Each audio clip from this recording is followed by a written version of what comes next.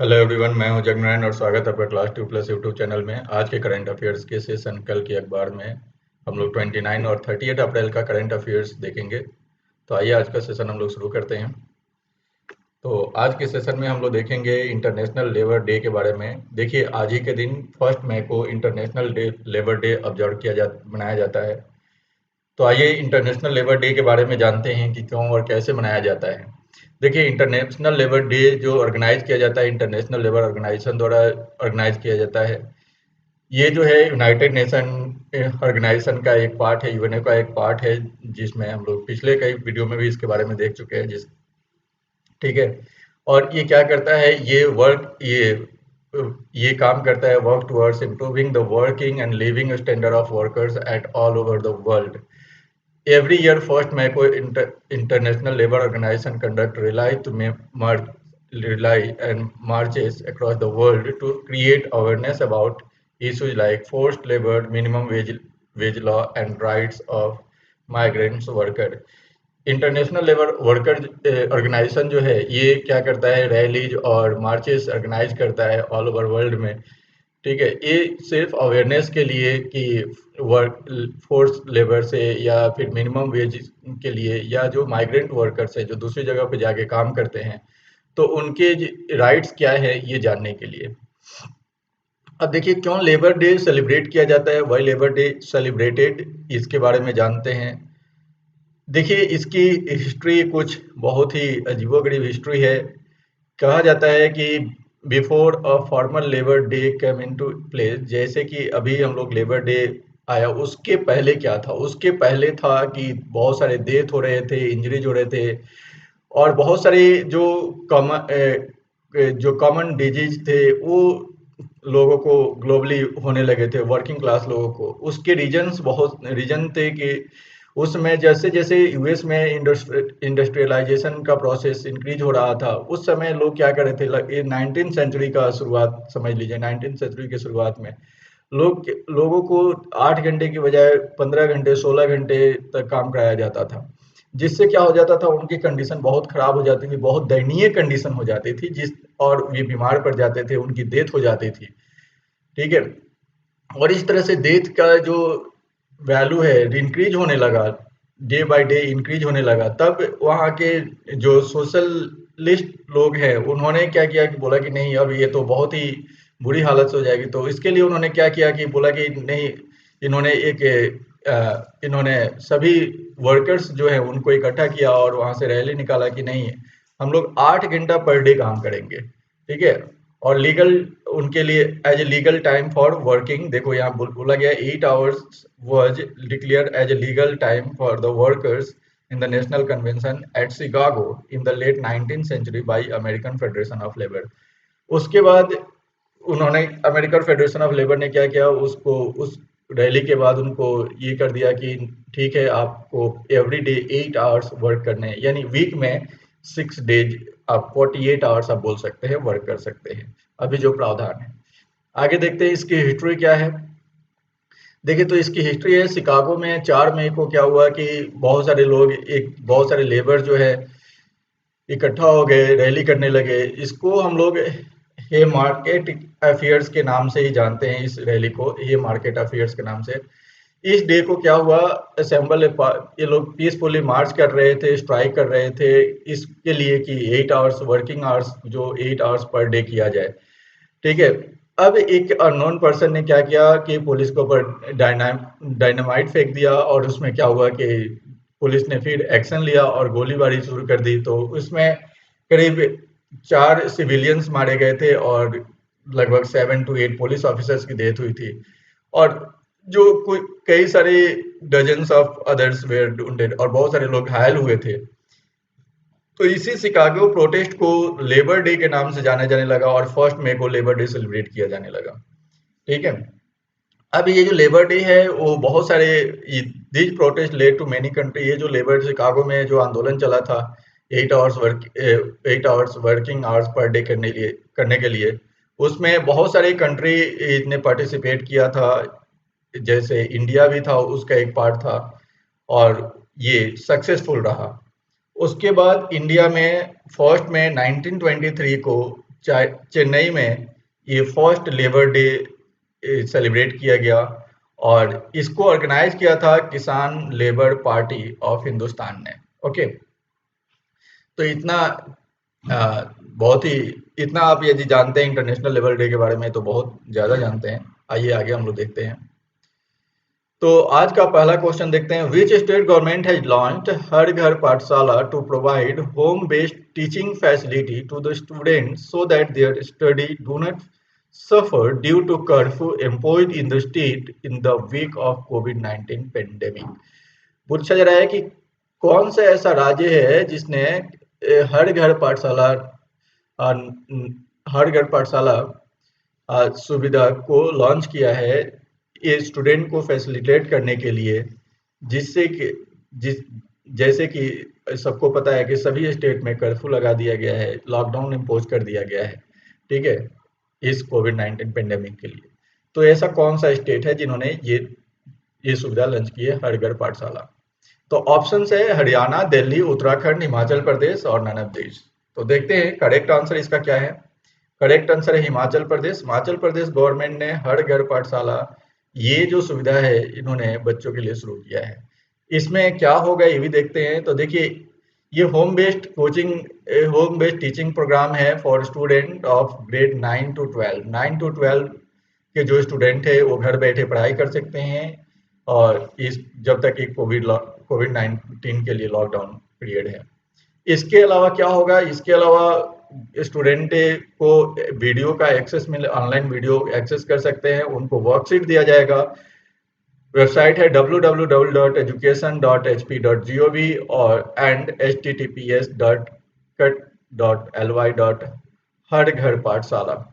Okay, आगे देखते हैं। ये जो प्रोग्राम है 16 अप्रैल को 2020 पे शुरू किया गया था, ठीक है, और ये जो प्रोग्राम है एवरीडे 3 आवर्स का प्रोग्राम है, 10 बजे से लेकर 1 बजे तक रेगुलर चलेगा। और ये जो प्रोग्राम चलेगा ये कहाँ पे चलेगा, ये देखिए डीडी नेशनल का जो हिमाचल प्रदेश का चैनल है डीडी हिमाचल, उस चैनल पे ये चलेगा। ओके, इसमें होगा क्या, देखिए इसमें जो भी आपका प्रोग्राम रन होगा 10 से 1 बजे के बीच में, उसके वीडियोज, कुछ इंपॉर्टेंट वीडियोज व्हाट्सएप ग्रुप के थ्रू और फिर जो होमवर्क होता है, ठीक है, वो होमवर्क व्हाट्सएप ग्रुप के थ्रू भेजा जाएगा और इसको इसी व्हाट्सएप ग्रुप पे स्टूडेंट सबमिट करेंगे और इसको चेक करके टीचर उसका फीडबैक भी प्रोवाइड करेंगे। तो इसमें आपको ये जानना था कि हिमाचल प्रदेश के चीफ मिनिस्टर कौन है, तो ये हैं जयराम ठाकुर। ठीक है, चलिए आगे आज देखते हैं। और स्पेशल सेक्रेटरी ऑफ एजुकेशन कौन है, हेमराज बैरवा इसके स्पेशल सेक्रेटरी ऑफ एजुकेशन है। आगे नेक्स्ट क्वेश्चन देखते हैं। विच ITI has made low cost aerosol box and face shield for the medical staff involve in the treatment of covid patient. देखिए किस ITI ने लो कॉस्ट कम कम मूल्य की एरोसोल बॉक्स और फेस शील्ड मास्क का इन्वेंशन किया है। ऑप्शन है ITI Berhampur Odisha, ITI Patna Bihar, ITI Kolkata West Bengal, ITI Dhanbad Jharkhand, ITI Delhi.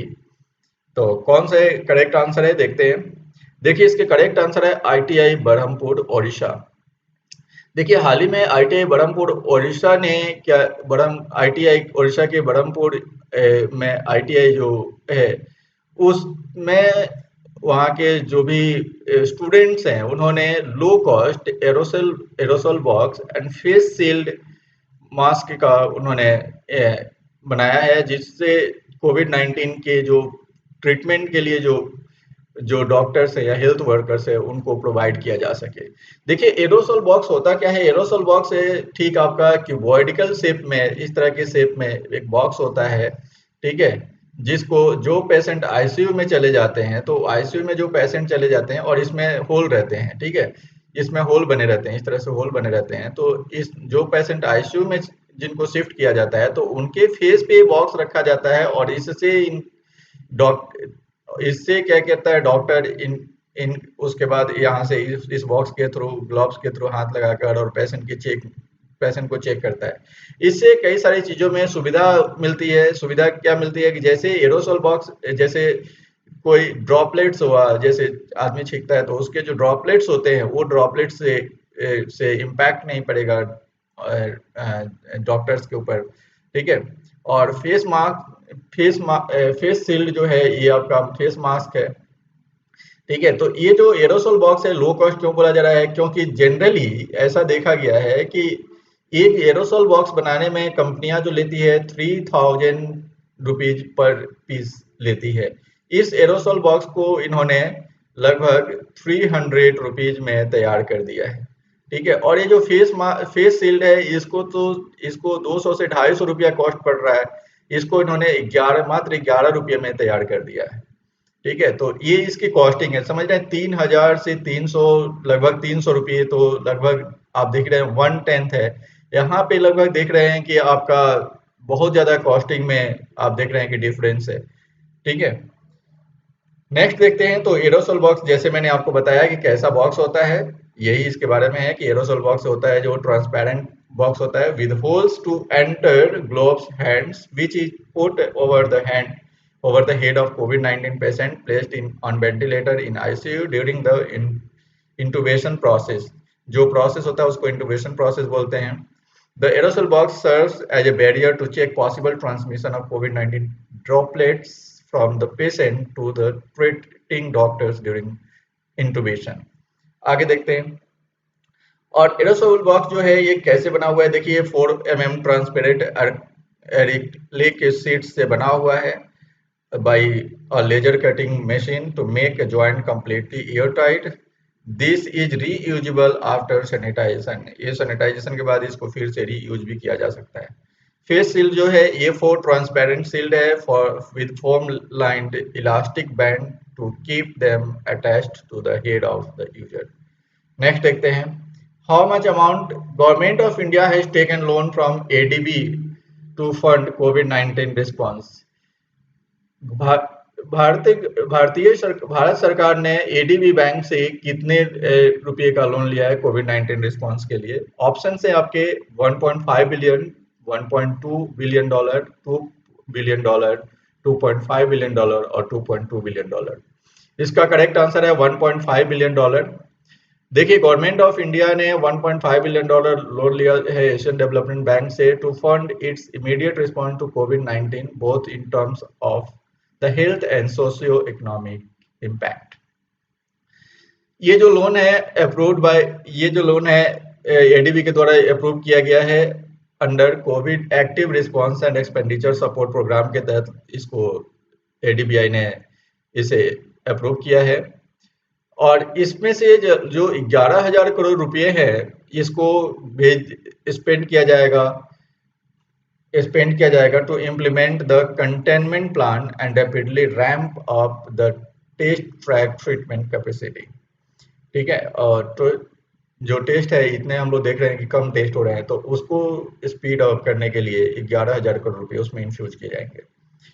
1.7 lakh crore रुपए जो होंगे ये डिलीवर किया जाएंगे welfare package with the technical support of ADB. लगभग गवर्नमेंट ने लगभग कुछ दिन पहले 1.7 लाख करोड़ वेलफेयर पैकेज के लिए अनाउंस किया था, तो उससे वेलफेयर पैकेज में 1.7 लाख करोड़ रुपए चले जाएंगे, ठीक है। इसके अलावा एडीबी ने ये भी कहा है कि यदि ये चाहती है कि एमएसएमई को सपोर्ट करने के लिए वो लोन प्रोवाइड करे तो उसके लिए भी वो तैयार है, ओके। अब आपको ये याद रखना है कि president of ADB Asian development bank के प्रेसिडेंट कौन है, तो ये है मसात्सुगु अस्कावा। USCIRF has kept India ranking in 2020 list too। USCIRF ने इंडिया के 2020 की रैंकिंग को किस स्टेज पे रखा है? टीयर 2 कंट्रीज में, टीयर 3 कंट्रीज में, टीयर 1 कंट्रीज में, टीयर 4 कंट्रीज में, नन ऑफ दीज। तो देखिए इसका करेक्ट आंसर है टीयर 2 कंट्रीज में रखा है। USCIRF का मीनिंग है United State Commission on International Religion Freedom. ये जो है एक independent bipartisan federal government entitle by entity है, स्टैब्लिश जो किया गया है यूएस कांग्रेस के द्वारा। ये क्या करता है, ये अपना मॉनिटर करता है, एनालाइज करता है, report to on the threat of religion freedom abroad. दूसरे कंट्री में या अपने कंट्री में कहीं भी रिलीजियस फ्रीडम से रिलेटेड कोई भी चीज है तो उसका ये वॉचडॉग का काम करता है। इसके अलावा it makes foreign policy recommendation to the president, the secretary of state and Congress indeed to deter religious persecution and promote freedom of religions and belief। इसके अलावा ये क्या करता है, फॉरेन पॉलिसी बनाता है और प्रेसिडेंट को, यूएस प्रेसिडेंट को और स्टेट सेक्रेटरी को रिकमेंड करता है कि क्या हो रहा है। ठीक है, इसमें जो भी रिलीजियस फ्रीडम को, खासकर रिलीजियस फ्रीडम को प्रमोट करने के लिए। इंडिया को इस बार जो रैंकिंग में रखा गया है, ये सबसे लोएस्ट रैंकिंग में रखा गया है। इसको रखा गया है टीयर 2 कंट्रीज में रखा गया है। टीयर 2 कंट्रीज में रखा गया है, देखिए तो ये है countries of particular concern. This is the first time since 2004, 2004 के बाद पहली बार इंडिया को इसमें रखा गया है that India has been placed in this category.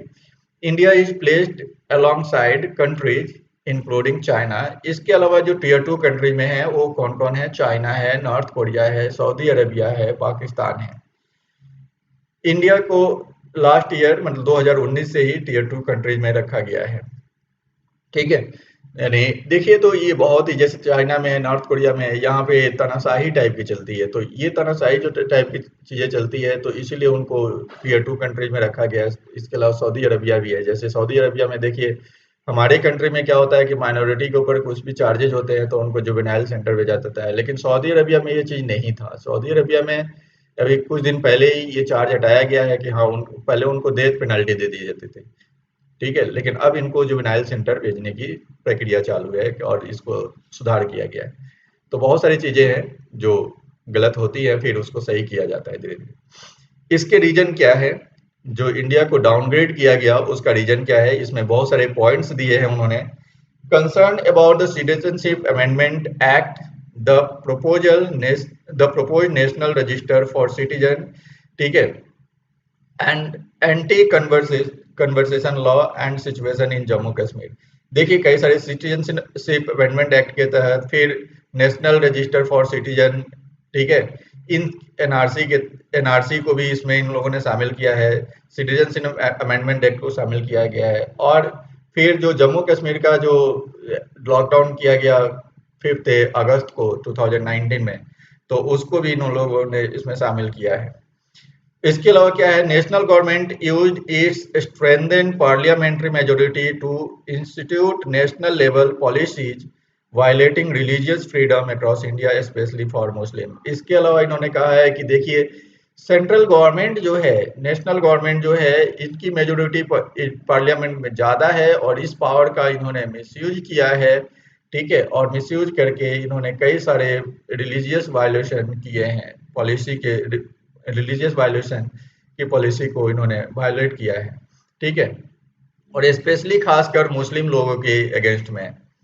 इसके अलावा इन्होंने क्या किया, बिसाइड्स इसके अलावा national and various state government also allowed nation wide campaign of harassment and violence against religious minority to continue with impunity and engaged in the tolerance, hate speech and incitement to the violence against them।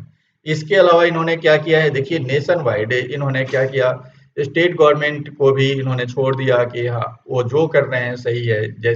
कई सारे जैसे MLA है, MP है, कई सारी पार्टियों के हैं, वो हेट स्पीच देते हैं और उनके ऊपर कोई कार्रवाई नहीं की जाती है। और कई बार तो इवन लिंचिंग भी किया गया है। कई जैसे आप कई सारे जैसे सुबोध कुमार सिंह का मामला देख सकते हैं, और बहुत सारे मुस्लिम, सुबोध कुमार सिंह तो हिंदू थे, और बहुत सारे ऐसे केसेस हैं जिस पे इन्होंने कोई एक्शन नहीं लिया। तो इन चीजों को भी इन्होंने ध्यान में रखा है। देखिए अभी recommendation made by USCIRF to US government को इन्होंने क्या क्या रिकमेंडेशन दिए हैं इसको जानते हैं। Take stringent action against India under the International Religious Freedom Act IRFA। इसके तहत इन्होंने बोला है कि इंडिया के अगेंस्ट में आप स्ट्रिक्ट एक्शन लीजिए, कड़ी से कड़ी कार्रवाई कीजिए। दूसरा इन्होंने बोला है impose targeted sanction on Indian government agencies and officials responsible for several violations of religious freedom by freezing those individual assets and or barring their entry into United States under human right related financial and visa authority citing specific religion freedom violation. इसके अलावा इन्होंने कहा है कि देखिए ऐसे जो भी गवर्नमेंट एजेंसीज हैं या उनके ऑफिशियल्स हैं उनके ऊपर भी ये रोक लगाया जाए और इनके एसेट्स को क्या कर दिया जाए, फ्रीज कर दिया जाए जो भी इनके एसेट्स हैं, और इनको यूनाइटेड स्टेट्स में आने से रोक लगाई जाए। ठीक है, ये कौन सा एक्ट लगेगा? Human rights related financial and visa authority act, इसके तहत इन्होंने बोला है। ये जो एक्ट है ये 2005 में अभी के जो अपने प्राइम मिनिस्टर है नरेंद्र मोदी जी, इनके ऊपर लगाया गया था जब वे चीफ मिनिस्टर थे गुजरात के, और ये USCIRF एक्ट इसी ने रिकमेंड किया था। और ये जो था कि 2002 में जो गुजरात में दंगे हुए थे उसी को ध्यान में रखते हुए ये लगाया गया था उनके ऊपर, और सब्सिक्वेंटली कैंसिल वीजा, उनके इसके बाद इनका वीजा कैंसिल कर दिया गया था। यही चार्ज इस अथॉरिटी ने अमित शाह के लिए भी डिमांड किया है कि यही सेम चीज अमित शाह के ऊपर भी लागू होनी चाहिए, क्योंकि वो डिफेंस अभी अपने होम मिनिस्टर हैं। ठीक है, this includes nine that the state department designated as CPC in December 2009। Burma है, चाइना है, एरिट्रिया है, ईरान है, नॉर्थ कोरिया है, पाकिस्तान है, सऊदी अरबिया है, तजाकिस्तान है एंड तुर्कमेनिस्तान है, as well as 5 others, India, Nigeria, Russia, Syria and Vietnam. इतने सारी कंट्रीज हैं जो इसमें हैं। Instead of using its own tier 2 category as past report, the 2020 annual report also recommends 15 countries for the placement on the State Department special watch list। इसके अलावा इन्होंने बोला है कि स्पेशल वॉच लिस्ट में 15 कंट्रीज हैं जिनको रखना है, जिसमें इंडिया भी एक है, और इनके ऊपर ध्यान रखे जाएंगे। आगे देखते हैं, how much amount will central government provide for midday meal in government school during summer holiday? जो ग्रीष्म कालीन छुट्टियां स्कूलों में रहती है उसके दौरान सेंट्रल गवर्नमेंट ने मिड डे मील देने के प्रावधान के लिए कितने करोड़ रुपए देने का वादा किया है? ऑप्शन है 958 करोड़, 950 करोड़, 790 करोड़, 750 करोड़, 850 करोड़। देखिए इसका करेक्ट आंसर है 958 करोड़ रुपए मिड डे मील के लिए इन्होंने देने का वादा किया है। इन्होंने ये प्लान इसलिए किया क्योंकि मिड डे मील जो है ये गवर्नमेंट स्कूल में, खासकर गवर्नमेंट स्कूल में लागू होता है, और ये समर हॉलिडे में भी देने का प्रावधान लाया गया क्योंकि कोविड-19 की वजह से कई सारे स्कूल के बच्चे या कई सारे जो अंडर प्रिविलेज लोग होते हैं वो क्या करते हैं, मिड डे मील के ऊपर ही डिपेंड रहते हैं। अब इसके ये जो हमने बताया कि 958 करोड़ रुपए दिया जाएगा। नेशन पूरे इंडिया में लगभग देखा जाए कि 11.5 करोड़ चिल्ड्रन जो हैं जो 1 से 8वीं क्लास तक पढ़ते हैं, और 11.34 lakh school depend on the scheme for nutrition lunch. तो लगभग 11.34 लाख ऐसे स्कूल हैं जो इसी के ऊपर डिपेंड हैं और इसमें जो बच्चे पढ़ते हैं। अब आपको ये याद रखना है ह्यूमन रिसोर्स डेवलपमेंट मिनिस्टर्स कौन है, तो रमेश पोखरियाल निशंक। नेक्स्ट क्वेश्चन देखते हैं, BRICS country meeting through video conference convened by which of the following countries. देखिए ब्रिक्स कंट्री की जो मीटिंग हुई थी वीडियो कॉन्फ्रेंस के थ्रू हाल ही में, तो कौन सी कंट्री ने इसे कन्वे किया है? ऑप्शन है Brazil, Russia, India, China and south Africa.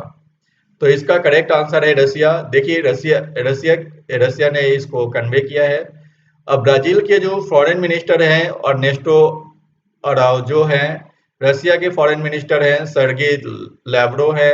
External affairs minister of India के एक्सटर्नल अफेयर्स हैं श्री एस जयशंकर हैं। चाइना के फॉरेन मिनिस्टर है वांग वी हैं, और South African minister of international relation Grace Naledi Pandor हैं। इसमें एस जयशंकर ने मतलब अपने वीडियो कॉन्फ्रेंस में इन्होंने कहा कि ब्रिक्स कंट्री को एक साथ आना चाहिए, स्मॉल एंड मीडियम इंटरप्राइजेज को आगे बढ़ाने के लिए उनको हेल्प करना चाहिए पोस्ट लॉकडाउन। ठीक है, यही इस मीटिंग की बात थी। आगे आते हैं। How much amount of deal has secured by telecom tele equipment makers Nokia with Bharti Airtel. Bharti Airtel के साथ नोकिया ने कितने का डील साइन किया है? ऑप्शन है $1 billion, $1.5 billion, $1.8 billion, $0.9 billion, $1.2 billion. तो इसका करेक्ट आंसर है, देखिए $1 बिलियन का इन्होंने डील साइन किया है। ये जो $1 बिलियन का इन्होंने डील साइन किया है, ये नोकिया कंपनी और भारती एयरटेल का जो डील है, इसमें इन्होंने कहा है कि जो स्पेक्ट्रम है, जो नोकिया अभी भारती एयरटेल के जो सर्विसेज है या नेटवर्क है, इसको इम्प्रूव करने में हेल्प करेगा। और इसमें ये एरिया वाइज अपने जो अ, बोलते हैं, इसकी कैपेसिटी जो होगी इंक्रीज की जाएगी। ठीक है, जिस और ये 5G जब इंडिया में लॉन्च होगा, उसमें उस नेटवर्क में भी ये इनको हेल्प करेगा। अ, देखते हैं। How much stake of Max Life Insurance will Axis Bank buy. कितने का एक्सिस बैंक ने मैक्स लाइफ इंश्योरेंस से स्टेक खरीदा है? Option 27, 13, 1%, 29% and 25.5%। तो इसका करेक्ट आंसर जैसे आपको दिख रहा है कि 29% करेक्ट आंसर है। अभी हाल ही में एक्सिस बैंक ने एक डील साइन किया मैक्स लाइफ इंश्योरेंस के साथ कि वो 29% स्टेक उसका खरीदेगा। और ये पूरा कैश डील है, जिसको 6 से 9 महीने के अंदर में डील कंप्लीट किया जाएगा। इसकी जो शेयर है, इसमें ये भी डील में लिखा गया है कि पर शेयर का जो प्राइस होगा 294 रुपीज होगा पर शेयर। ठीक है, तो पर शेयर का 294 रुपीज प्राइस होगा। और इसमें ये भी है कि यदि 6 महीने के अंदर डील कंप्लीट नहीं होता है तो एक्सिस बैंक इसको 294 रुपीज पर शेयर के हिसाब से वापस भेज देगी। देखिए, जैसे ये डील कंप्लीट हो जाएगा, तो डील कंप्लीट होने के बाद जो एक्स मैक्स लाइफ इंश्योरेंस और एक्सिस बैंक का जो शेयर होगा, वो रेशियो हो जाएगा 70:30 का रेशियो हो जाएगा। क्यों हो जाएगा? क्योंकि ऑलरेडी पहले से ही 1% stake Axis Bank Max Life Insurance का लेकर रखा हुआ था। Founder and chairman of Max Group के फाउंडर और चेयरमैन कौन है? मिस्टर अनलजीत सिंह जी हैं। इसे ध्यान में रखिएगा। आइए आगे आते हैं। Who has been appointed as US men cricket coach team. किसे किसे यूएसए का, यूनाइटेड स्टेट ऑफ अमेरिका के मेन क्रिकेट टीम का कोच बनाया गया है? ऑप्शन है Ravi Shastri, J Arun Kumar, Irfan Khan, Rahul Dravid, VVS Laxman. Correct answer है अरुण कुमार। अरुण कुमार जो है कर्नाटका टीम के कैप्टन रह चुके हैं, और जे अरुण कुमार जो हैं, इनको अपॉइंट किया गया है United State of America men's cricket team के कोच के लिए। ये इनका जो है फर्स्ट इंटरनेशनल कोचिंग असाइनमेंट है अरुण कुमार जी का। Which country will host 2021 mains world boxing championship. 2021 की वर्ल्ड बॉक्सिंग चैंपियनशिप को कौन सी कंट्री होस्ट करेगा? ऑप्शन है India, Pakistan, Bangladesh, Serbia, England. तो देखते हैं इसका करेक्ट आंसर क्या है। करेक्ट आंसर है सर्बिया। देखिए, सर्बिया को ये डील हाल ही में दे दिया गया, क्योंकि पहले इंडिया के पास था और इंडिया से ये सर्बिया को दे दिया गया। सर्बिया को इसलिए दे दिया गया क्योंकि होस्टिंग के लिए जो फी देना होता है, वो फी इंडिया अभी तक नहीं दे पाया था। देखिए, India lost the hosting rights of 2021 men boxing world championship to Serbia after the international boxing association alleged non payment of host fee by the national federation. Bharat की बॉक्सिंग फेडरेशन जो है, उन्होंने क्या किया कि ये फी नहीं पे किया। अब इनका कहना है, boxing federation of India BFI का क्या कहना है, इन्होंने क्या है कि ये प्रोसीड्यूरल कॉम्प्लिकेशन है। उन्होंने ये बोला कि एक इशू था कि किस अकाउंट में पेमेंट करना है, तो पेमेंट हम ये और इन्होंने रिजॉल्व नहीं किया। तो रिजॉल्व नहीं किया तो इसके तहत हम लोग पे नहीं कर पाए।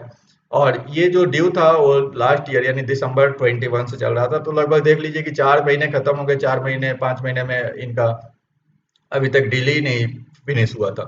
ठीक है, और ये कंफ्यूजन था, ऐसे ही रह गया था। और किसी तरह से समझ लीजिए कि ये कम्युनिकेशन गैप बोल सकते हैं कि कम्युनिकेशन गैप है, सही से इसको कम्युनिकेट नहीं किया गया होगा। आगे देखते हैं। अभी हम लोग आएंगे tribute to Rishi Kapoor sir के लिए। तो देखते हैं ऋषि कपूर सर के लिए क्या है। ऋषि कपूर सर का निधन हो गया 30 अप्रैल को।